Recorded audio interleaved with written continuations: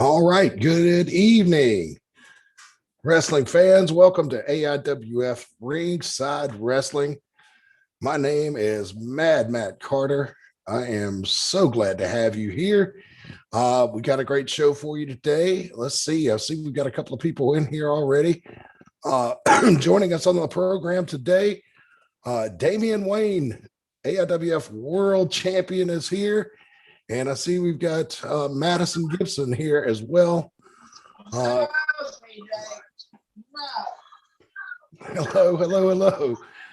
So before we get started,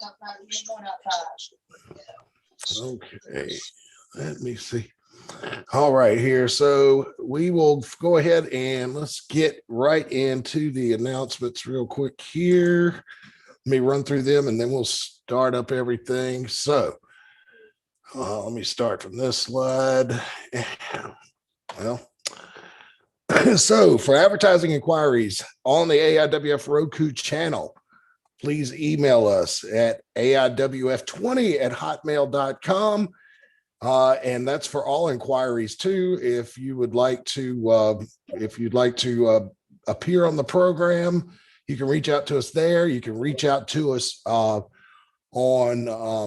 Facebook, my Facebook page, AIWF Mid-Atlantic Facebook page, Matt Classics Facebook page, anywhere you'd like to, you can reach out there, and we'd be glad to have you on our program. So into the announcements, here we go. I thought I was going to be joined tonight by Billy Simmons, I believe, out in Kansas to tell us more about the Kansas Wrestling Alliance. We'll see if he comes on board. I'm not sure if he's going to be able to join us or not. But anyway, upcoming shows around the AIWF territories. Take a look at it this Saturday night, May the 8th, Martinsburg, West Virginia, bell time at 6 p.m. Customs Creations presents WDWA Pro Wrestling. And it's going to be a great event there. All seats $15 for that show. You can reach them on the phone at 681-247-2460 for more information about that program. Also, for our fans down in Florida, Melbourne, Florida, get ready. It's Malice and Mayhem presented by ARW. And I believe that they have a show going on tonight on Fight TV as well. But this one is this Saturday night, the Conference Center at the Holiday Inn in Melbourne, 8298 North Wickham Road. For tickets, you can go on Eventbrite. The doors open at 6 p.m. for VIP, 6:30 for everybody else. And the main show kicks off with a bell time of 7 p.m. for that one. Also coming up, for you folks in Tennessee, in the Nashville area, check it out. It's going to be Coastal Championship Wrestling presenting a training camp with Super Crazy, former ECW and WWE star. The seminar starts at 3 p.m. This is for pro wrestlers only, so this is not a beginner's class. $20 entry fee, and 2 attendees will be chosen by Super Crazy to wrestle on a match on CCW's Lucha Mania 2 event later that night. That's at Helios Granite in Nashville, Tennessee. I may or may not be saying that right, but that's on Saturday, May 15th. Also on Saturday, May 15th, back to the home base of the AIWF Mid-Atlantic Pro Wrestling is coming back to Veterans Park in Mount Airy. Doors open at 6:30. Bell time at 7:30 for that one. It's going to be a lot coming down on that event that night as well. The Dangerous Don Carson 2021 Memorial Tag Team Tournament has already gotten underway this past Saturday night. The Pink Gang went up against the Prodigies, and they got it done. The Pink Gang won that match, and it was a wild melee. Let me tell you something else. That was the darndest fight I have seen in a while. It was a wild tag team match. But the Pink Gang advances to the semifinals on July 17th. And coming up on May 15th, you can see left of your screen, bottom part of the bracket, Josh Strong and Nate Diamond will take on Mount Kilpis that night in the second match of the first round of the Dangerous Don Carson Memorial Tag Team Tournament. And check this out, very unusual, but the Pink Gang is defending the AIWF Mid-Atlantic Tag Team titles throughout this tournament.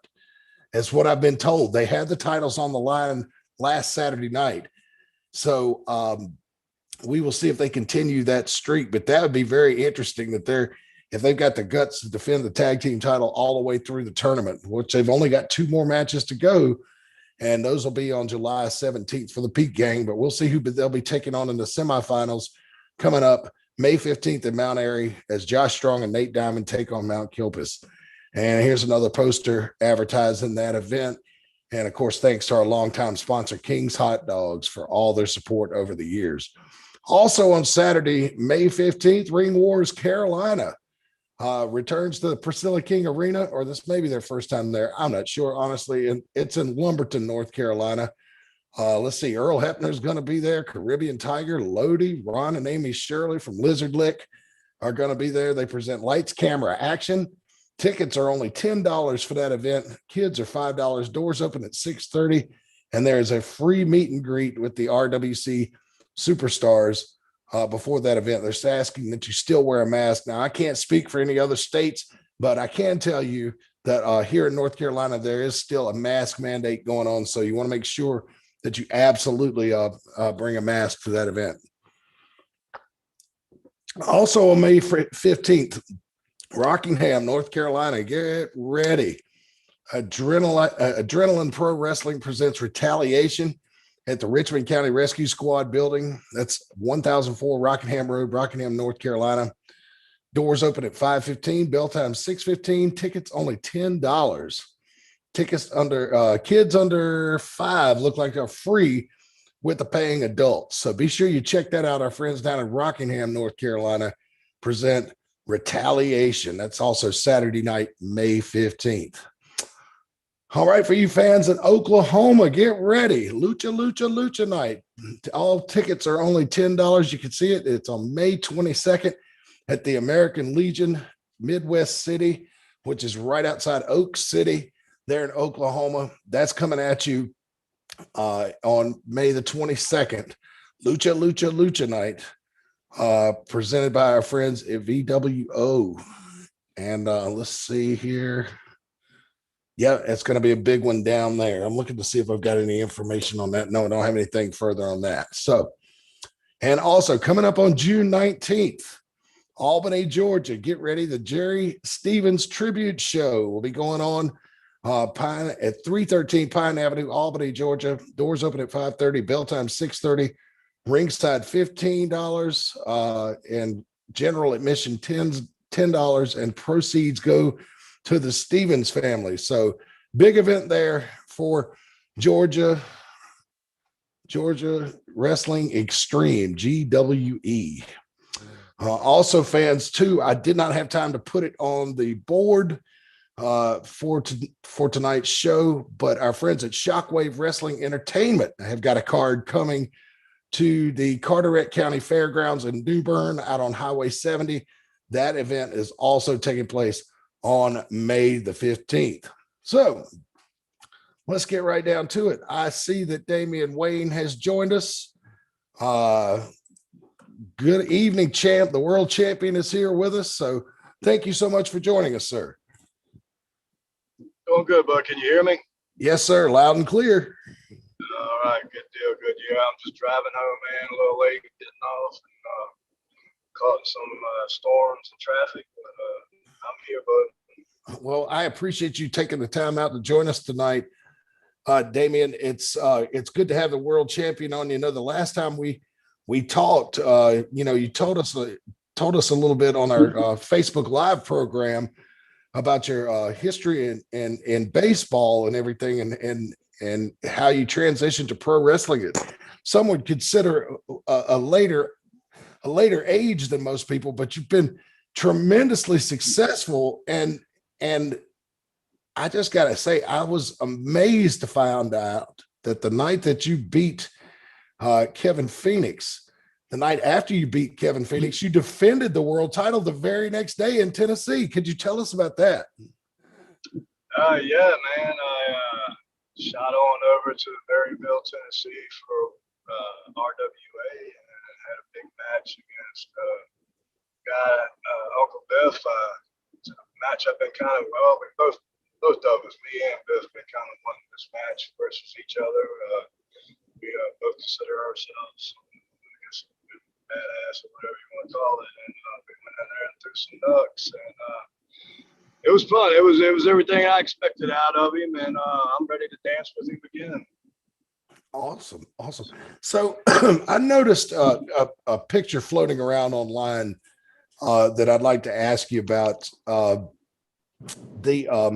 It was a picture of you with the AIWF World Title belt, and you had another one over your arm that said Extreme Champion, and the belt kind of looked like a saw blade. And so I wanted to ask you about that and where you picked up that title and where you're defending that at. That is actually a different RWA, Revolutionary Wrestling Authority, which is running out of High Point, North Carolina at the moment. Mm-hmm. And it's ran by Julian Strauss, and I'm the Extreme Champion there. Right now, the heavyweight champion there is Larry Zabisco's son, Tim. He's the heavyweight champion there. And got some great talent there. The tag team champions, the Geordie Bulldogs, Sean and Mark Denny. Got the Gorilla Squad there. It's Chance Profit. They're getting ready to have a big show May 16th, actually in Burlington, North Carolina. I'm not able to attend that one, but it's their Star Cage, I think is what they call it, where the last three matches of the night will be in a cage. And, so it's pretty good promotion, very well ran. I enjoy being there. I enjoy representing them. Like I said, it's the Extreme Championship, so it allows me to get a little crazy every once in a while. Yeah, it's a pretty belt. I'm pretty like you said, the saw blade look to it's pretty unique. Yeah, it's certainly from the pictures I saw, it looked like quite the rough match. So, Damian, how many title defenses have you had? I mean, you just won the title a couple of weeks ago, but it looks like you're really you've hit the ground running with this championship. Have you been able to keep up with how many title defenses you've had just in the last couple of weeks? Yeah, since I won it, like I said, I was able to defend it against Beth, and then this the 30th, this past April 30th, defended it against Brad Cash in Clarksville, Tennessee, right here in my home. Brad's pretty well known in the deathmatch scene, but don't let that fool you. The guy can go on any other type of match. We had a good one. I was able to get the victory over him. And then the following night in Knoxville, Tennessee, show that Brad Cash actually put on for a memorial show for a young kid wrestled as Colt 45 that passed away. So we all gathered together at Chatterbox there in Knoxville and put on a show, and I was able to match that up. I know legend in the death match scene, but I was able to get the victory over him also, and it was everything I dreamed of in that match there. And man, I had a blast. It was a blast to be there for Colt and put on a hell of a show for him. Yeah, that sounds like a great deal. So, Champ, what have you got coming up? You mentioned the show in Burlington that you weren't going to be able to make. Talk about some of the dates that you've got coming up over the next few weeks and months where people around the country can come see the world champion in action. I know I was supposed to be in Charlotte tomorrow night, but I've been sick. I pretty much think it's just a good old head cold. I kind of get every once in a while. But I just don't want to be no chance of going in their locker room and getting anybody else sick. So I went ahead and called off on that to kind of recoup on that. But the following was 14th, I'm supposed to be in Bluefield, West Virginia for Brian Logan's, I think it's World Fighting Showcase. So I'm supposed to be there. And then the following night on the 15th, I'm supposed to be up in Missouri for ICWF. He's actually a guy that ran that same company down in Havelock, North Carolina that I wrestled for pretty much early in my career. So he's done moved up to Missouri, and this is his first show kind of coming back. So going there for him. Then on the, so what's that, 22nd, I'm in Franklin, Kentucky for New South Championship Wrestling. Following night, the 23rd, I'm in Fayetteville, Arkansas for World Class Wrestling Association there. And then the 29th, I'm in Burlington, North Carolina for BCW. Oh, that's awesome. So you're going to be back in the Carolinas before too long, Memorial Day weekend, I believe, if that's right, May 29th. Yep. Jimmy Harris runs the Benefit Championship Wrestling, and he's bringing me in. Not sure who I'm wrestling yet, so looking forward to that. Burlington brings back memories. Wrestled a few times for the CWF Mid-Atlantic when they were running back there, so it's always good to get back there. Oh yeah. I think we all remember CWF Mid-Atlantic. There's a lot of great talent came out of that promotion. I think Rob McBride came through there at one time, I believe. So yeah, he was actually one I wrestled there one time. Really? Okay. Well, I'm glad you made it through that. Those chops of his are no fun at all. He's I'll give you a quick little story on that. I used to never throw chops. I always thought I had a beautiful punch. So I was like, why do I need to throw chops? And then I got in a few with a gentleman by the name of Scotty Blaze. You know who Scotty Blaze is out of Virginia area. Long time pro. But he was a chop master.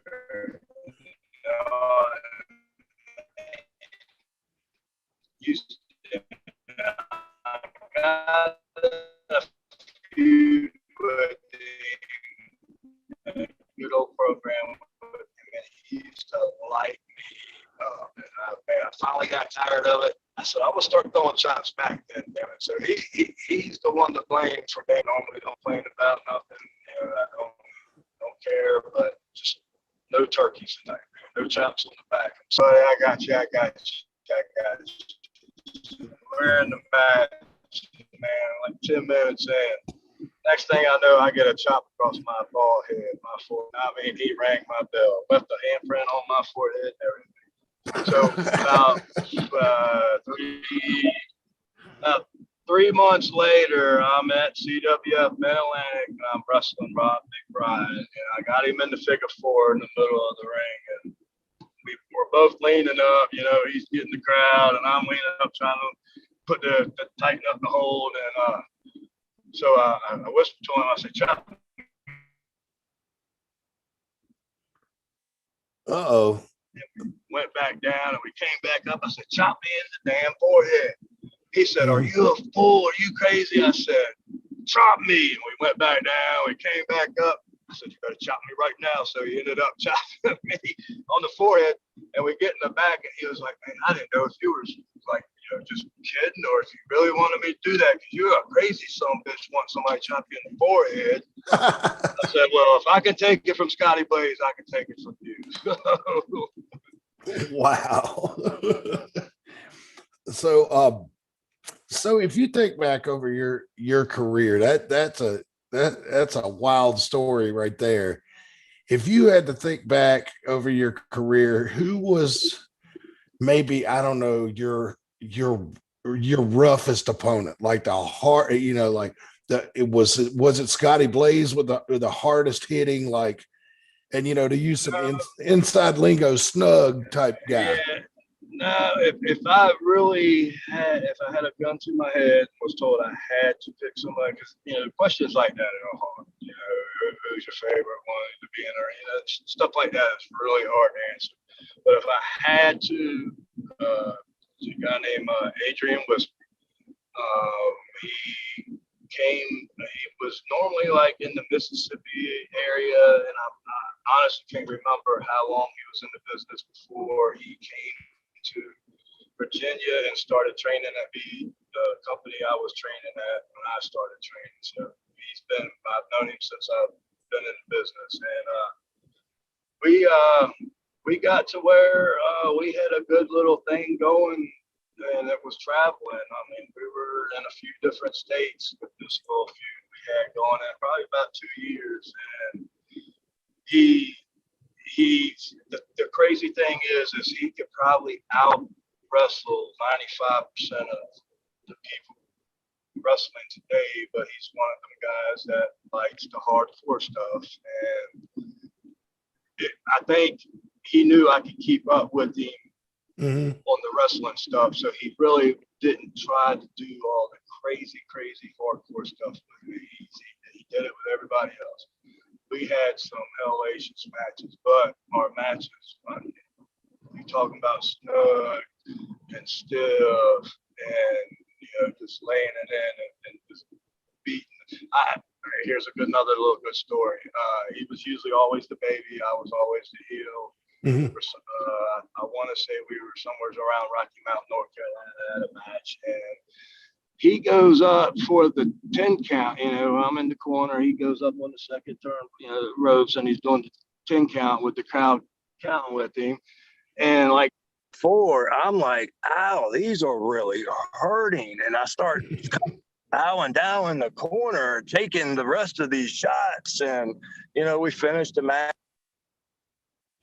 I get in the back and I go in the bathroom, I look in the mirror, and I got 10 little words of dad printed over my forehead because the fool forgot to take his ring off that said dad and was tagging me in the head some taters and was leaving the imprint of dad on my forehead. Oh man. If anybody's seen that episode of Chappelle's Show with Charlie Murphy telling the Rick James story with the Unity ring, that's what that reminded me of when you just told him that. So yeah, Adrian Whisper, I love him to death. Great guy. He's not wrestling no more. He's got a son in the business. That's the dude. The kid was 12 years old back then and could out wrestle guys today.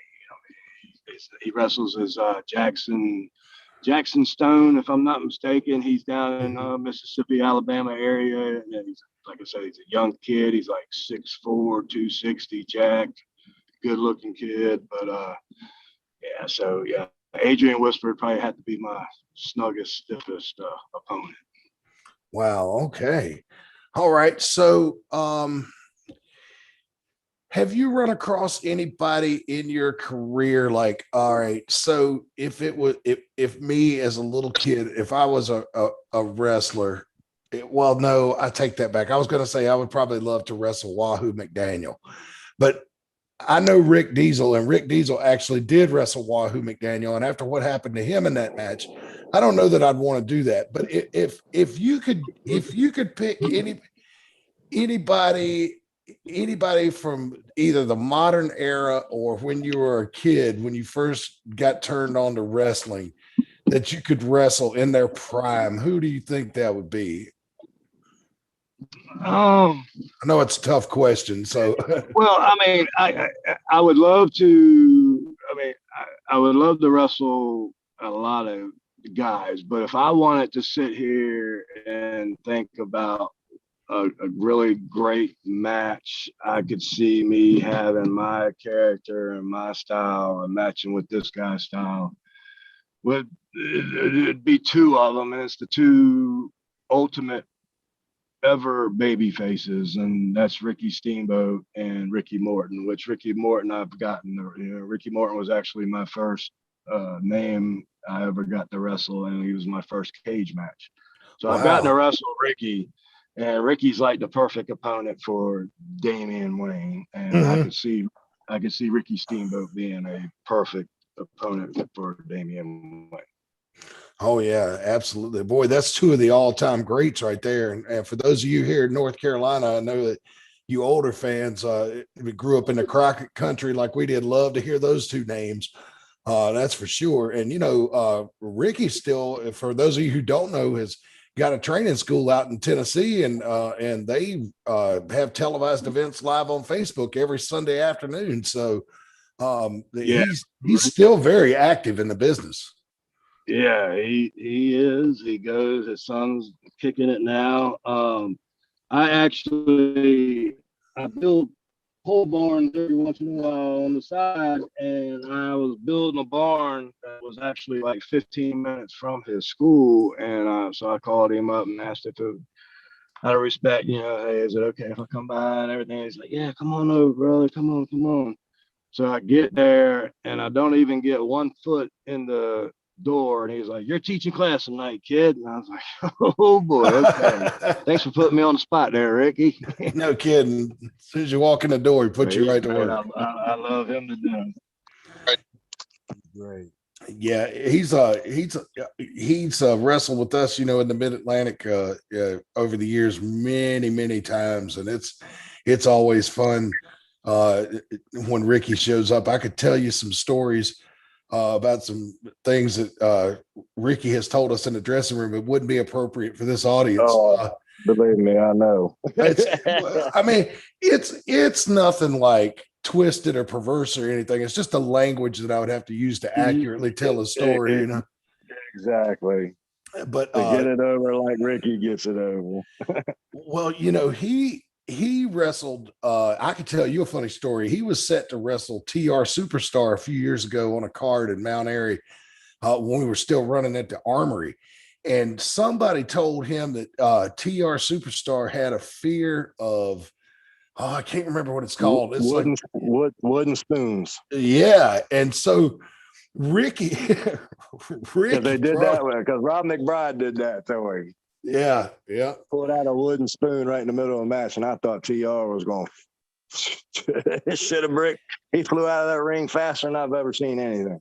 Yeah, I even joked with him the last time I saw him. I was like, have you seen my wooden spoon? I left it laying around here somewhere. He looked at me and he was like, don't even, Matt. I have never. I mean, it goes a long way to say, somebody as rough and as tough as TR Superstar will run from a wooden spoon. We looked that up one time, what that fear is. I mean, it's a legitimate phobia, but I can't remember even how to pronounce it. It was one of those what me and Dr. Bill used to joke. We used to call it $5 words because it had a lot of letters and was hard to pronounce. But yeah. So you told me an interesting story. While I've got you here, I'm just going to keep picking your brain. I hope you don't mind.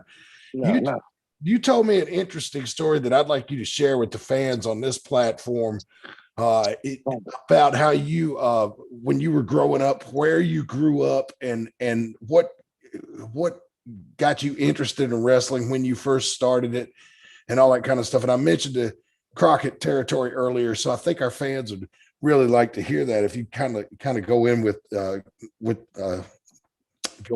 story a little bit and talk us through it. I came across wrestling when I was 7.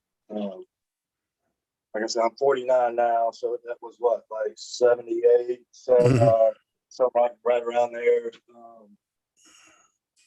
I was lucky to be born and raised in Hampton, Virginia, almost right in the heart of Crockett Company, having Hampton right there, having Norfolk down the road, and then having Richmond right up the road. So I got spoiled with lots and lots of wrestling. And then I can remember my first pro match, live thing I got to see. I was on the main event being Tony Atlas versus Ernie Ladd, and the semi was Rufus R. Jones against Ox Baker.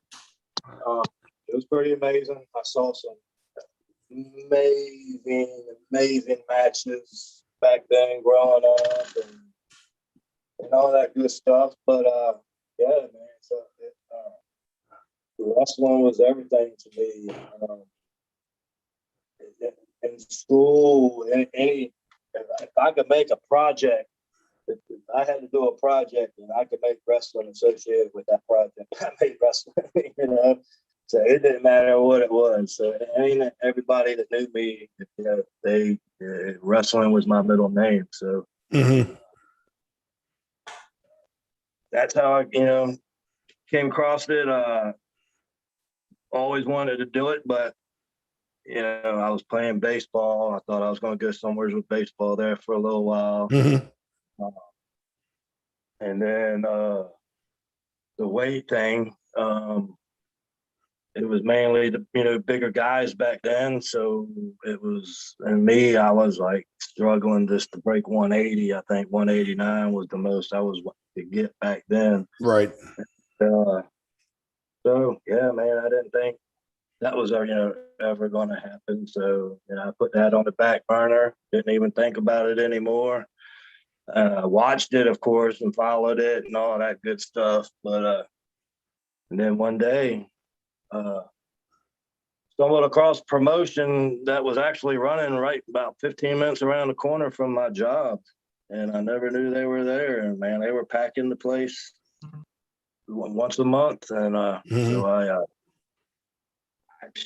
was 160. Like I told you, I was like 166 pounds and 30 years old. And I was like, man, just even if I could be a ref or a ring crew or, man, just sound guy, anything, I just wanted to be in the business, be a part of it. And so I reached out, took that big jump, and what was it? Almost 19, August 10th will be 19 years for my first pro match. And I did some amazing things, seen some amazing places, and met some amazing people that I never imagined I would. So I'll never complain about my wrestling career, because from the first moment I got in, anything that's happened after that is all just icing on the cake. Because just that first training session, dude, I was in heaven. So anything after that was icing on the cake. And, you know, I wasn't expecting to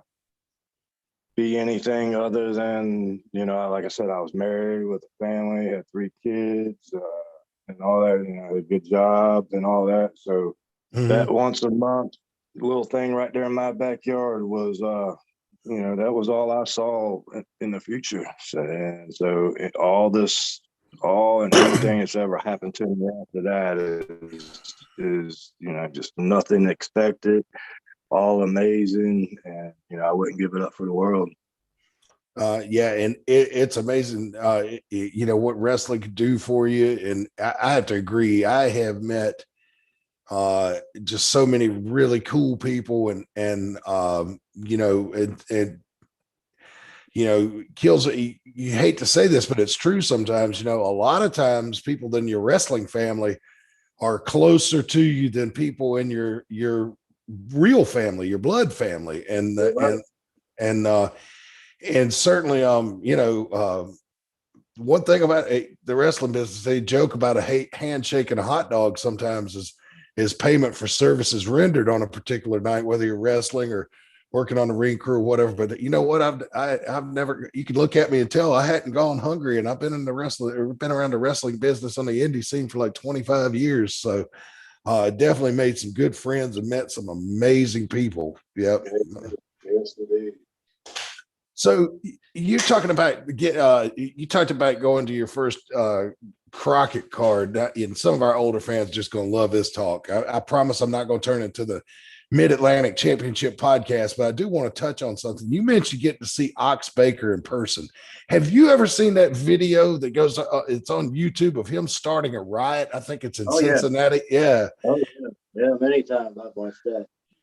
I have seen, it's limited to what I've seen, because, you know, Ox Baker, I guess he was like really big, more so in the 60s and 70s. So a lot of footage of him wrestling is lost to time, but I saw a little bit of him in older Crockett stuff that I've been able to come across. Did he incite that kind of like anger and hatred when he was in this area as he did it. Like you see that in Cincinnati. I mean, because he cut some really scathing promos. I've heard him do interviews and he'd tell Bob Caudle that when he was a little kid, he used to smack his sister around and take away her candy and just just the most dark and evil stuff. And did anybody, when you were going to those live events, did you ever see anybody in the crowd like try to go after him? I mean, how hated was that guy?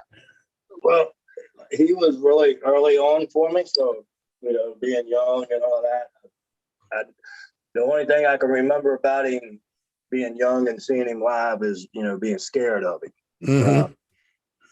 Most of them I was running up to, even most of the bad guys I were, but like him, I got to see Abdullah quite a bit. He legitimately scared the crap out of me when I was a young kid. Mm-hmm. But I seen it didn't even have to be a heel, but I remember seeing crazy things happen. I remember one time, a babyface Wahoo, because back then, walking to and from the ring, there wasn't no, just one way like we're used to now. There's no ramp, there's no nothing. You have on this side of the Coliseum, you got the heels coming out, and over here on this side of the Coliseum, you got the babies coming out. And you're lucky if the little walkway's roped off more or less anything else. Yeah. So, I remember being a fan, as a fan and a kid and everything, being right there, and as they're coming through, you're touching them and this and that. And I remember somebody doing something to Wahoo, and he turned around and legitly chopped this one dude so hard in the chest that knocked him back into these like wooden table things they had stacked up, kind of stood up, covering like where they would put a stage at for the rock concerts. And I remember that. I remember some guy trying to jump, because back then we used to be able to go around the back of the Coliseum and, wait for them to come out, actually, wait for them to get to the Coliseum early in the night. And then, we were back there when they were leaving. Some drunk guy tried to challenge Don Cornoodle, and Cornoodle beat the living daylights out of this, But I've seen some crazy. I can remember seeing some, crazy things happen. Oh yeah. My dad used to tell me stories. I grew up in Virginia too, and around Martinsville, and a lot of times the Crockett people, the Crockett troop, whatever, the wrestling group would run Roanoke and then come through Martinsville going on their way to Greensboro. And you're talking about Wahoo McDaniel. Wahoo McDaniel at one time had a reputation. There used to be a bar in Collinsville, Virginia called Kilby's. Well, it was a steakhouse and a restaurant for many, many years there. If anybody from back in Martinsville is watching, Kilby's was right across from where Results is now. The Results call center is right across the street from that. I think there's another restaurant in it now. But my dad would tell me stories about Wahoo McDaniel coming in there, and sitting at the bar and drinking, and people would, try to challenge him and say something out of the way to him, and things would go badly for them very quickly. And Wahoo had to buy replacement furniture several different times in the old Kilby's in Collinsville, Virginia. And as a matter of fact, I think, Champ, that they ended up having to ban Wahoo after, it had been like 3 or 4 incidents. He came in there. And it wasn't that he was going in there and picking fights. No, it was people picking at him. Yeah. And, but, you look at a situation like that. Okay, what element of this equation is the same every time? And it's people coming in there wanting to mess with Wahoo McDaniel, and it did not end well for them. Not at all. Never does. No. So, but I would have loved to see somebody try to go after Don Kernodle, because, he amateur wrestled in college at Elon College, which is, I don't want to say right outside of Greensboro, but it's pretty close to it. Yeah. So, I think the wildest stories I've heard from back in that era, you hear, I don't know if you listen to any of Cornette's podcasts, but when he talks, when he talks about like Mid-South and the people down there, it's just I mean, it's horrifying some of the things that that they talk about going on down there. I don't know. I don't know if I'd have had the guts to be in the wrestling business as a bad guy wrestler back in those days. See, I was getting ready to be the opposite. I was getting ready to say, man, I would have died to have wrestled back then.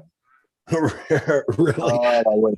Man, I am so, my mind and my style and my psycho, everything is so 70s and 80s. It's, I was born way too late and got into business way too late. Right. Well, yeah, you could get hurt. That's why, I we had an incident with a fan in Mount Airy Saturday night that got a little too bold with one of our wrestlers at ringside, and I was telling the guys, a lot of these young kids, have not heard these horror stories from back in the day, and if you let somebody get too close and other people see that in the audience and they start feeling emboldened, the next thing you know, you're going to have a drunk with a knife coming at you, and that's going to be a lot of trouble right there. So you have to really try to nip that in the bud. Exactly. But I think that a lot of that is helped by great better TV coverage, because we've seen we've seen several incidences really in the 80s, after really TV became a big thing in wrestling in the 80s and 90s, when fans would jump in the ring. I still remember the night Hulk Hogan jumped, turned on the fans and joined the NWO. That guy came in the ring, and Kevin Nash and Scott Hall just waylaid that poor guy, on national TV. And I think that kind of thing helps discourage that type of behavior. But you still see fans, even at our level, at the indie level, that get really bold and think they're tough and want to come in the ring, and it never seems to end well for them. Never. I haven't seen it end well at one time. Yeah. So so if you buy a ticket, stay in your seat. There's a reason you're not in the ring and that you paid to get there to come in. I was just a funny another story. I was at a WCW show in '96 in Roanoke, and during the intermission, a guy jumped in the ring and started hitting the ropes and doing the Ric Flair strut, and he wasn't posing any danger to anybody. But the cops chased him out of the ring, and they chased him to the other side of the arena and put him in handcuffs and took him out of there. And a guy leaned over to me, and he had a New York accent real thick, and he says, if that had happened in Madison Square Garden, what happened to that guy like that? And I said, no. I said, he would have got swarmed by like 10 cops. They would have beat him half to death. Wow, they're mean up there. So let's see. I'm trying to think what else I can ask you about here. You told us about your upcoming dates and kind of how you got into the business and your favorite opponents. Let's see. I think we've about covered it all. I'd like to get your thoughts. Let's go ahead and get in the weeds a little bit deeper here. You've observed this business since the late 70s. And you've seen what it's become now. And, we talk about it a lot, about how independent wrestling, part of the reason we're doing this show, is still more driven by live events like the old days, like the territory days, like Jim Crockett Promotions, like Mid-South, like Continental, some of those promotions in Tennessee. Live attendance is a real big draw. And now with big time national promotions, everything's focused on TV, because especially since the pandemic. I mean, they've only had WWE's only had one live audience, and that was at WrestleMania, and that was extremely small. You see some fans at the AEW show in Jacksonville at Daly's place, but still not nearly at capacity even yet with the the vaccines and everything. Do you think we're going to see, as we come out of the pandemic, because people, if you go online, and I know people complain on social media all the time about, wrestling as it is, the way the WWE is. Do you think that the independents are looking at maybe another surge in popularity like we saw back in the 90s? Because people are they're not really happy with what, the older fans anyway. I can't speak for the kids, but they're not really happy with what's being presented to them on a weekly basis on TV. I mean, I sure hope so. Of course, I hope so. For our sake, as the guys that aren't there in WWE or AEW, I hope there's a resurgence. There's definitely more and more places to work, and I got to admit, even before the pandemic, most places I was going was having packed houses. It was very seldom I was going anywhere that was 10 people, 20 people, like that. It was usually they were doing pretty good. So, that was a positive sign. But, of course, the pandemic hit after that. So, wrestling to me, I tell people wrestling to me is like a crapshoot. You just never know. I could be a promoter and promote this one town, and I could be lucky and pull 500 people back-to-back months, and then one month it might be 200 people, and then the next month it might be 150, and then the following month it might be back up to 400. It's just so hard to tell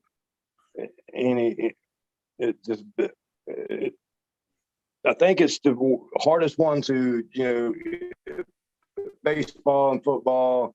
Those you can, they seem like they're always there. They're always, and wrestling has got, like we always call the wave or whatever, where it comes and it's like the best thing since sliced bread to everybody. And then all of a sudden, just it kind of goes down and it's like the back seat for everybody. But it's people, I get a lot of promoters. It's like, hey man, what can I do to draw more people? What can I do to do this? Man, you can go out and spend $1,000 or $10,000 on advertisement and run radio ads, TV ads, and paper every, freaking house that you can, and within 200 miles, and then still only draw 100 people. Yep. Then you can sit there in 1 month and not advertise at all except for on Facebook. And the next thing you know, you got 400 people in there. You just never know. And I tell guys, don't try to figure out. But matter of fact, if you figure it out, you better put it in a bottle and start selling it, because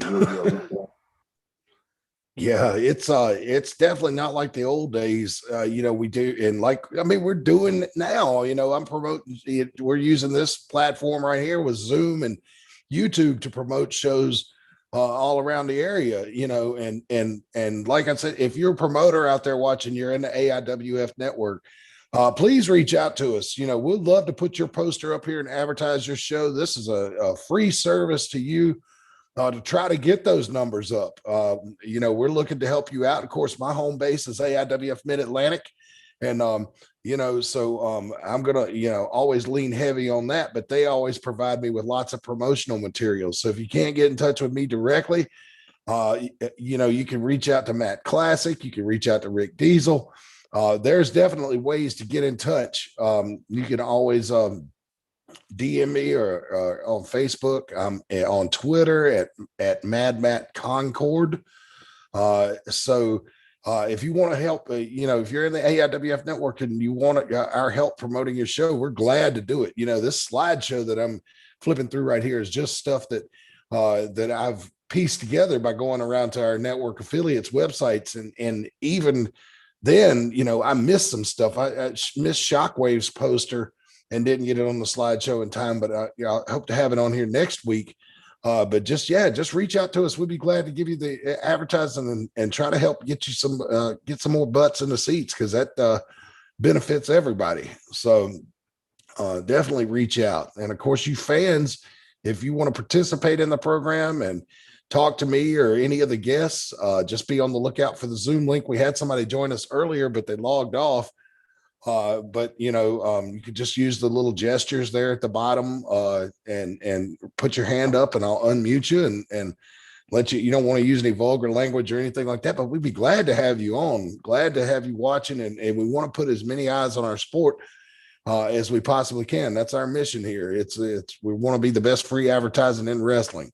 So, and, you know, as I continue to flip through the posters, you know, I'm wondering, you know, back in the old days, champ, you know, when I first got involved with the AIWF, you know, I think at one time in Mount Airy, there was like 3 different promotions, and there was like a heated rivalry, and we were always yanking down each other's posters and everything like that. And that kind of subsided as the 90s wound down. But it used to be, you know, you had to spend a lot of money on TV and newspaper and everything. And now it's, you know, it's just a ton of free advertising online. And like you said, you know, you could spend all that money on more traditional, you know, what do they call it? Linear based advertising, you know, radio, TV and whatnot. But like you said, it's such an unpredictable business. You really don't know if it will work or not. You know, you could spend, like you said, $10,000 on advertising and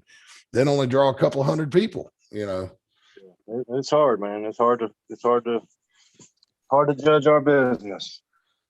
It is, but you know, it's funny is like, I think live attendance across a lot of sports and we're that when we come out of the pandemic fully, you know, the politicians seem to think it's going to be July 4th.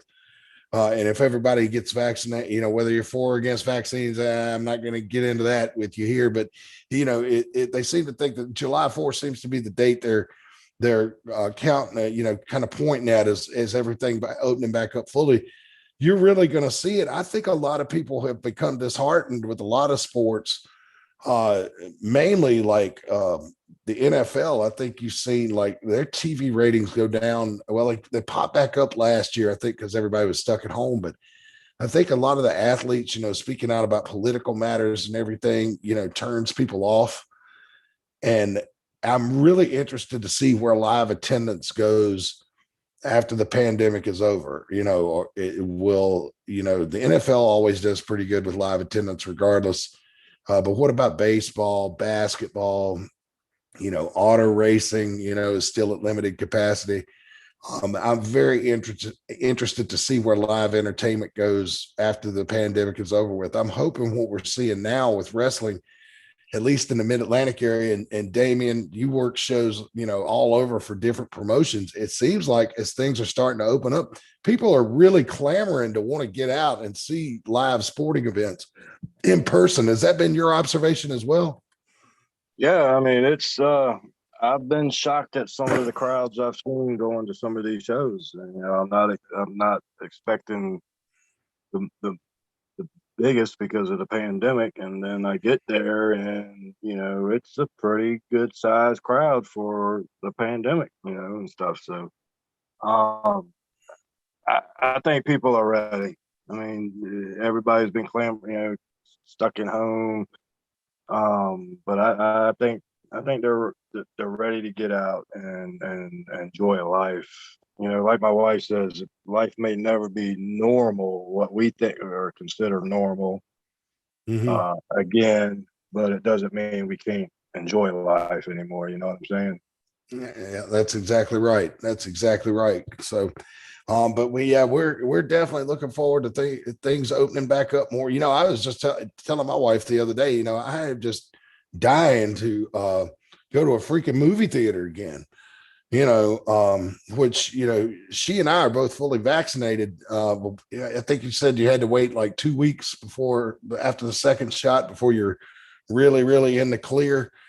And honestly, like because the news keeps saying that how many people are getting vaccinated, she's not in no big hurry to get back to the theater. But hey, you know, I'm telling you, I cannot wait. I just want to go back to the movies so bad.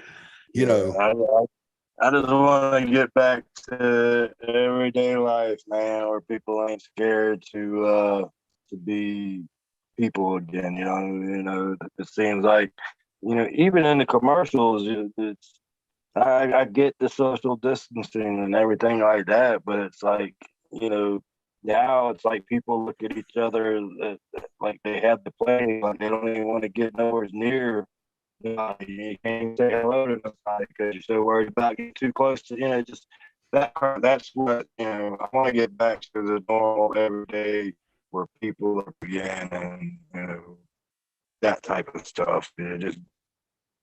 I just hate walking and, people like, it's like the Red Sea parts, because everybody wants to be away from each other. Right. And I get it and I understand it, but, most of us are used to before pandemic, and most of us are used to, just everyday free life, just, not worrying about any of that crap. And, I'm ready for that again. Yeah, absolutely. One thing that I do hope stays after this, I know you guys are probably not here to hear pandemic talk, but one thing I do hope stays, I observed when I was working in the Philippines about 10 years ago, when people got sick, they would put on the masks so they wouldn't spread their germs to everybody else when they were out in public. I'm not saying that I want masks to stay around forever, like we need to you wear them everywhere you go, but it would be cool if people would, keep these, because I know people have bought excess amount of paper masks. I got 2 boxes in the other room that I'll probably never use. If you're sick, put the mask on when you go out in public, so we don't, not giving everybody the flu. Exactly. So, but that's one thing I'd like to go from that. But Damian Wayne, we're about out of time, but I want to thank you. And a note to you fans out there watching. I know we promised a promoter from Kansas evidently wasn't able to join us. We'll try to get him back on some other time. Michael Spencer was also supposed to join us tonight, but he had some technical difficulties and could not be here. He let me know about 30 minutes before showtime, and I'm not sure if it's related to him getting his arms smashed in a chair by Mason Matthews, which was a despicable act that we saw this past Saturday night in Mount Airy. Keep tuned to the AIWF Mid-Atlantic Facebook page. If they decide to release video of that, it is nasty. So I don't know if his arm is broken, sprained, or what, but he took a nasty hit this past Saturday night, and he's supposed to wrestle again on Memorial Day weekend. So we will see how that goes. But that poor guy was in big trouble this past Saturday night, champ. So we hope to see him back sooner rather than later. But again, AIWF World Champion Damian Wayne, thank you so much for joining us. We really appreciate you taking time out of your busy schedule to drop everything and be with us on a Thursday night. Hey, man, it was a pleasure, and appreciate you, and appreciate AIWF, and appreciate a platform like this that allows guys to come on and get themselves over and get whatever else they need, other stuff they need to get over and stuff like that. So I appreciate you for that, and thank you, and hope to see you soon, man. All right, hope to see you soon too, brother, and take care of yourself, folks. For advertising inquiries, or if you'd like to be on the show, this is for wrestlers, promoters. If you just want to join us to talk wrestling, you can definitely do that. Reach out to us at aiwf20.hotmail.com. You can reach out to Rick Diesel on Facebook. You can reach out to Matt Classic. You can reach out to me. There's plenty of people you can get in touch with. You can just message the AIWF Mid-Atlantic web page, or the AIWF, the whole network Facebook page. You can reach out there. We're not hard to get a hold to. We'd love to have you on this show. Hoping we can bring more eyes to your promotion, and fans. We want to be able to provide you with news about independent wrestling going on in your area, so you can get out and support the sport you love. So please don't hesitate to get in touch with him. Champ, again, thank you so much for joining us. Thank you, man, and everybody out there. Have a good evening. All right. All right, fans, and that's going to do it for us. So until next time, so long for now, and we will see you next Thursday night. But most importantly, we want to see you at the matches. Take care now. Bye.